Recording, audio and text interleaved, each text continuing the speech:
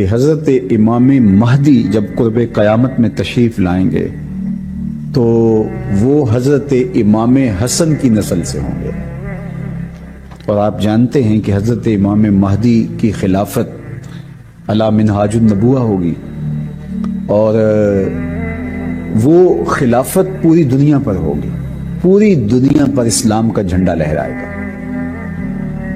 اور اللہ ان کے ذریعے سے ایسا پائیدار امن قائم کرے گا کہ گھاٹ کے اوپر بھیڑیا پانی پی رہا ہوگا تو بھیڑ بھی آ کر ساتھ پانی پینے لگ جائے گی، اس کو فکر نہیں ہوگا کہ یہ بھیڑیا مجھے چیر پھاڑ کے کھا سکتا ہے، اسے یہ پتا ہوگا کہ مسلمانوں کا امیر امام مہدی موجود ہے، ایسا پائیدار امن موجود ہوگا، اسلام کی خوشبو گلی گلی پھیل جائے گی، اور کائنات میں ایک بھی گھر ایسا نہیں ہوگا جس گھر کی چھت پہ میرے حضور کے نام کا جھنڈا نہیں ہوگا۔ اسلام کا پھیلاؤ، اور یہ تخت و تاج چھوڑا تھا حضرت امام حسن رضی اللہ تعالیٰ عنہ نے، اور پھر اللہ امام حسن کی اولاد سے امام مہدی کو یہ اعزاز دے گا کہ پوری دنیا کے اوپر حکومت حضرت امام حسن کے بیٹے کی ہوگی۔ قربانی دینے والوں کی قربانیاں ضائع نہیں ہوتی، ان کی قربانیاں رائے گاہ نہیں جاتی، اللہ ان کا صلہ جمع کر لیتا ہے، یا ان کو دنیا میں دیتا ہے یا آخرت میں دیتا ہے، اور کئیوں کو دنیا میں بھی عطا کرتا ہے اور آخرت میں بھی عطا کرتا ہے، نسلوں کے اندر اچھوں کی اچھائی کی برکات پیدا ہوتی ہے۔ تو حضرت امام حسن رضی اللہ تعالی عنہ کی اس قربانی کو، جو تخت و تاج کی قربانی تھی، اس کا صلہ یہ کہ آپ کے فرزند پوری دنیا کے تخت کے مالک ہوں گے، اور خلافت کی وہ صورت کہ پوری دنیا کے اندر ایسا پائیدار امن قائم ہوگا کہ دیکھنے والا ہوگا۔ تو یہ حضرت امام حسن رضی اللہ تعالی عنہ کی شان ہے، یہ آپ کا مرتبہ ہے اور آپ کو دیا گیا مقام ہے۔ خلیفۃ المسلمین حضرت امام مہدی کی خلافت علی منہاج النبوہ قائم ہوگی، اسی طریقے پہ قائم ہوگی۔ حضرت عیسیٰ علیہ السلام کے انفاس کی مہک سے دجال پگھلتا چلا جائے گا۔ جب دجال آئے گا تو میرے غلام اس کے مقابلے کے لیے نکلیں گے۔ دجال کب آئے گا اللہ جانتا ہے۔ 1400 سال اس بات کو بتائے ہوئے ہو گئے، کہا قرب قیامت میں دجال آئے گا، میرے غلام اس کے مقابلے میں نکلیں گے۔ انی لعارف اسماءہم، میں اپنے ان غلاموں کے ناموں کو جانتا ہوں۔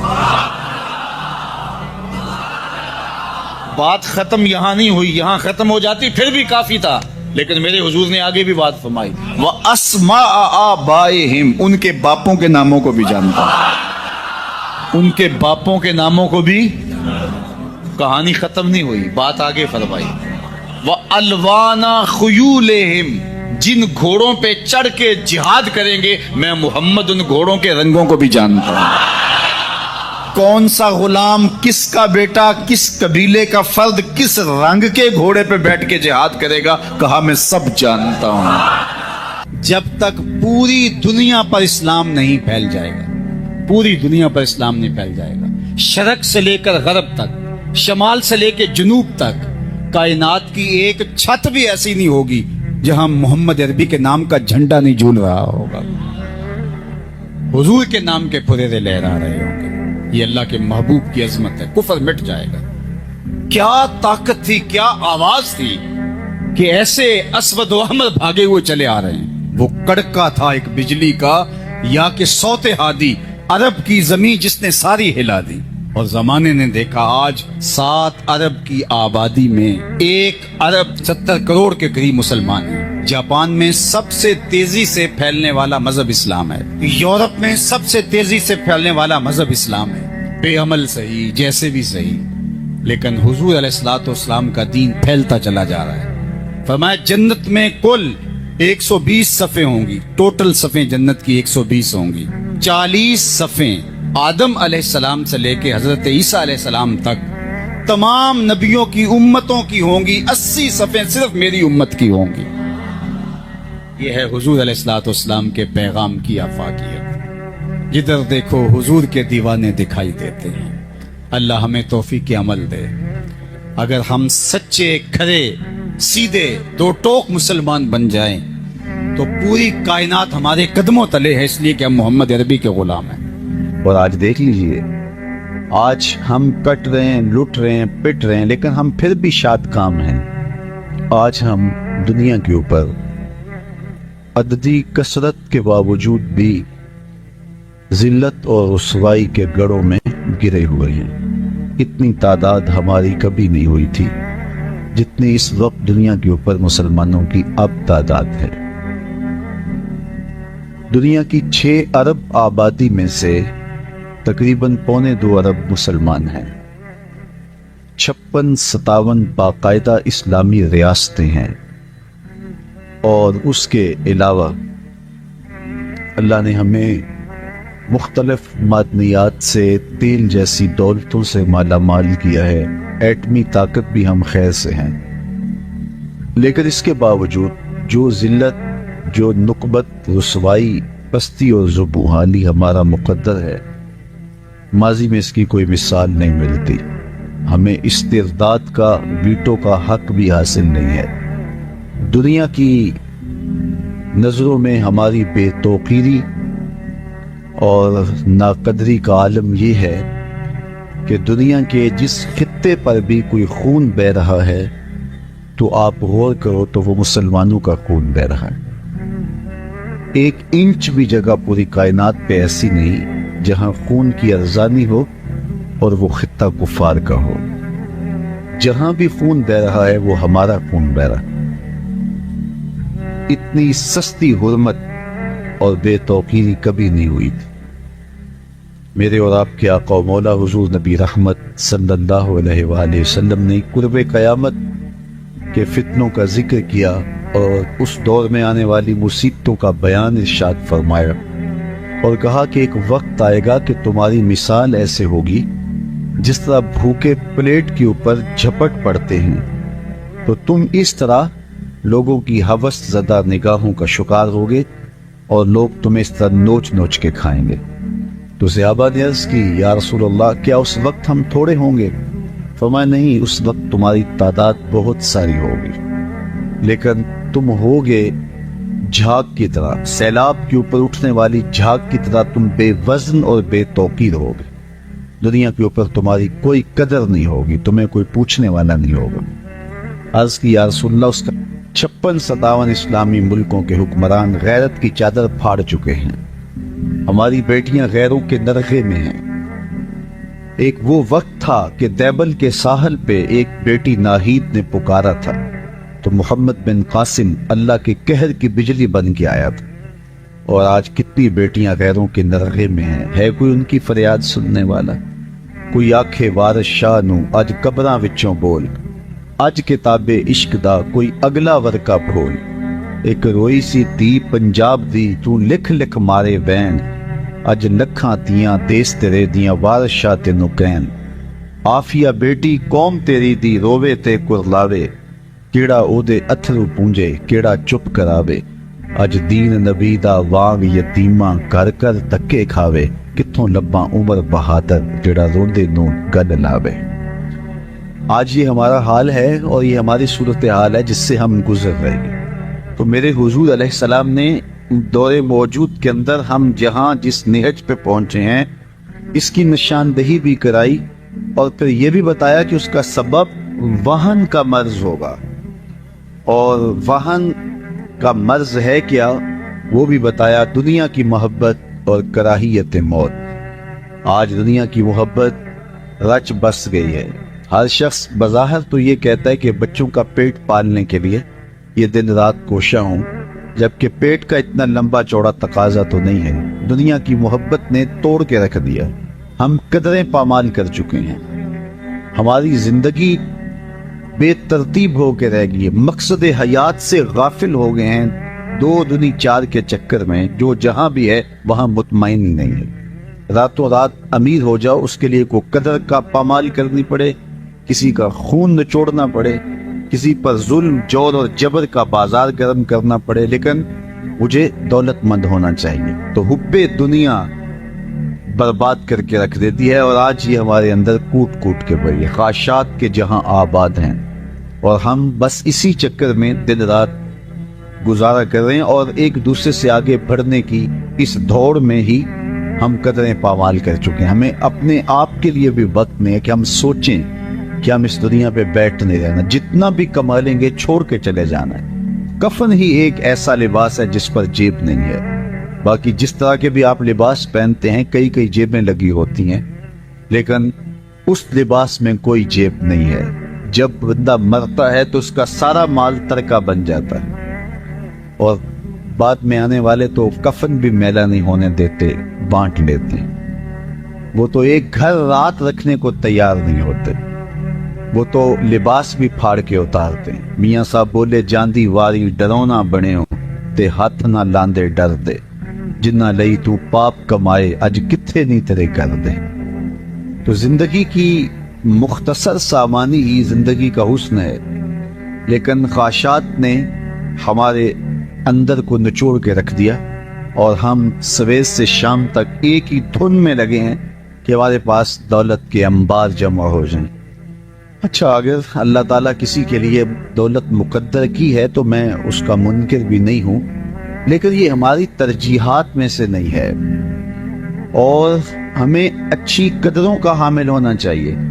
लेकिन सवेर से लेकर शाम तक हम इसी चक्कर में भागे फिरते हैं। जहां जितना रहना हो वहां उतना ही सामान करना पड़ता है। मुख्तलिफ ममालिक में जाना हो तो मैं देखता हूं कि एक छोटे से कमरे में 10-10 नौजवान मिल के रह रहे होते हैं, खुद ही खाना तैयार कर रहे होते हैं, खुद ही अपना लिबास धो रहे होते हैं। तो ये मुख्तसर जिंदगी है, यहाँ जितना रहना है उतना इंतजाम किया जाए। ये सारी जिंदगी जो हम गुजारने आए हैं कितने सालों पर मुश्तमिल है? 50 साल, 60 साल, 70 साल, कोई 100 साल का हो तो लोग तो इंटरव्यू करने आ जाते हैं कि आपकी सेहत का राज क्या है। 60-70 साल ये सारी जिंदगी, और आखिरत का एक दिन 50,000 साल का, 50 साल का नहीं, 50-100 साल का नहीं, 50,000 साल का एक दिन, और उसके बाद ना खत्म होने वाली जिंदगी। मौत को भी मेंढे की शक्ल में लाके ज़बह कर दिया जाएगा, मौत को भी मौत आ चुकी होगी। तो ये कैसी जिंदगी होगी? तो असल जिंदगी ये जिंदगी है। इसीलिए खंदक कोते से आबा को जब देखा, उन पर प्यार आया तो यही कहा, ऐ अल्लाह, जिंदगी तो आखिरत की जिंदगी है, मेरे अंसार को भी बख्श दे, मेरे मुहाजिरों को भी बख्श दे। तो असल जिंदगी आखिरत की जिंदगी है, लेकिन दुनिया हुलमुन मीठा ख्वाब है, और यहाँ इस ख्वाब से बंदे की जब आंख खुलती है तो फिर समझ आती है, और ख्वाब में बंदा अचकोरे ले रहा होता है। तो हम उन अजीब कैफियत के अंदर जिंदगी बसर कर रहे हैं, जबकि असल हकीकी सरमदी और ना खत्म होने वाली जिंदगी आखिरत की जिंदगी है। वो एक फकीर था, तो उसने बाजार में गुजरते हुए लोगों को दुनिया में खोए हुए देखा, तो उसके दिल में तरस और मोहब्बत के जज्बात पैदा हुए। तो उसने लोगों को कहा कि तुम्हारे इस रवैये से बड़ा अज़ुर्दा हुआ हूँ, ये दुनिया ही सब कुछ नहीं है, आओ मैं तुम्हारी रब से सुलह करवा दूँ। तो मैंने उससे बात की है, तो वो कहता है, इन बंदों को मेरी दहलीज पे ले आ, एक आंसू से सारे गुनाह माफ कर दो, माजी सारा धुल जाएगा सिर्फ अश्क नदामत से। अल्लाह अकबर। तो लोग उसका उल्टा मजाक उड़ाने लगे, तो वो खड़ा उनके रवैये से तंग दिल होकर रोने लगा। अचानक कोई शख्स गुजरा तो देखा कि ये फकीर रो रहा है, तो उसने कहा कि बाबा क्यों रो रहा है, किसी ने मारा है, तंग किया है? उसने कहा ऐसा कोई वाकया नहीं हुआ, बल्कि इनके रवैये ने मुझे रुला दिया है। क्या हुआ? कहा इनको दुनिया में खोए हुए देखा तो मेरा ख्याल हुआ इनकी रब की सुलह करवा दूं, तो वो तो मानता है, यही नहीं माने, तो मुझे इनकी बेहिस्सी पे रोना आ गया कि ये समझते नहीं है 4 दिन की जिंदगी है। अगले दिन वही शख्स कब्रिस्तान के करीब से गुजरा, देखा कि वो फकीर, वो दरवेश वहां कब्रिस्तान में खड़ा रो रहा था। तो वो फिर रुक गया, कहा बाबा बाजारों में भी रोता है, कब्रिस्तानों में भी रोता है, आज क्या मसला है? कहा मेरा मसला कल वाला ही है। कहा क्या मतलब? कहा कल बाजार वालों के करीब से गुजरा तो मेरा ख्याल हुआ कि उनकी रब की सुलह करवा दूं, तो वो तो मानता था, वो ही नहीं माने, और उनसे मायूस हो गया, तो आज इधर निकल आया। तो आज मेरा ख्याल हुआ इन कब्रिस्तान वालों की रब की सुलह करवा दूं। तो उसने कहा आज क्या बना? कहा आज ये मानते हैं, वो नहीं मानता। आज उसकी रहमतें बरसने के लिए आमादा हैं। वक्त आज मेरे पास भी है, आपके पास भी। कल ये सब कुछ नहीं होगा, हाथ से निकल चुका होगा। آنکھیں جب بند ہوں گی تب آنکھیں کھلیں گی، لیکن پھر کیا فائدہ؟ آج تو اس کی رحمتیں آواز دے رہی، یا ایھا الانسان ما غرک بربک الکریم۔ مجھے بتاؤ کوئی یوں بھی محبت سے پکارتا ہے باغیوں کو، سرکشوں کو؟ کبھی آپ نے مجرم کا پولیس کو تعاقب کرتے دیکھا ہوگا، سرکش شاگرد کے پیچھے استاد کو دوڑتے دیکھا ہوگا، نالائق بیٹوں کی مرمت باپ کو کرتے دیکھا ہوگا، لیکن پیار کا یہ روپ بھی کبھی دیکھا کہ جو اس کے حکموں کو توڑ کے جا رہا ہے، سرکش ہے، متمرد ہے، اس کے احکام سے منہ پھیر کے بغاوت کر کے جا رہا ہے، اس کو اس کی رحمتیں آواز دے رہی ہیں، یا ایھا الانسان، او بھاگنے والے انسان، ما غرک بربک الکریم، آجا پلٹ کے، تیرا رب بڑا ہی کریم ہے۔ میں کہتا ہوں ساری دنیا کے شہد نچوڑ دیے جائے، اتنی مٹھاس نہ ہو جتنی لفظوں کے اندر مٹھاس رکھ دی گئی ہے۔ باغی اور سرکش کو آوازیں دی جا رہی ہیں، او بھاگنے والے آجا پلٹ کے، تیرا رب بڑا ہی کریم۔ اللہ وہ حضور نے ایک موقع پہ بیان بھی فرمایا اور ارشاد کیا کہ ابنی ھذا سید، میرا یہ بیٹا سردار ہے، لعل اللہ ان یصلح بہ بین فئتین عظیمتین من المسلمین، اللہ جل شانہ اس کے ذریعے سے مسلمانوں کے دو عظیم گروہوں میں صلح کروائے گا۔ تو حضرت امام حسن رضی اللہ تعالی عنہ کی یہ عظیم المرتبت قربانی کہ انہوں نے تخت و تاج سے دست برداری اختیار کر لی اور مسلمانوں کی دو بڑی جماعتوں کے مابین ٹکراؤ سے اور ایک بہت بڑی قتل و غارت سے امت کو محفوظ رکھا۔ تو اس لیے حضور کی نگاہوں میں یہ سب کچھ تھا، تو فرمایا اس کا نام حرب نہیں ہوگا بلکہ اس کا نام حسن ہوگا، اور یہ نام سب سے پہلے حضرت امام حسن کے لیے ہی رکھا گیا۔ اس سے قبل عرب میں یہ لفظ تو موجود تھا لیکن کبھی کسی کا یہ نام نہیں رکھا گیا تھا۔ تو حضرت امام حسن رضی اللہ تعالی عنہ کا یہ شرف کہ انہیں سیدہ فاطمہ سلام اللہ علیہا جیسی ماں نصیب ہوئی، حضرت سیدنا علی المرتضیٰ رضی اللہ تعالی عنہ جیسا باپ نصیب ہوا، اور حضور علیہ الصلوۃ والسلام جیسا نانا نصیب ہوا۔ حضرت سیدنا عمر رضی اللہ تعالی عنہ جو صحابہ کو مال غنیمت سے حصہ دیتے تھے، تو اس میں جو بدری صحابی تھے، مہاجر صحابی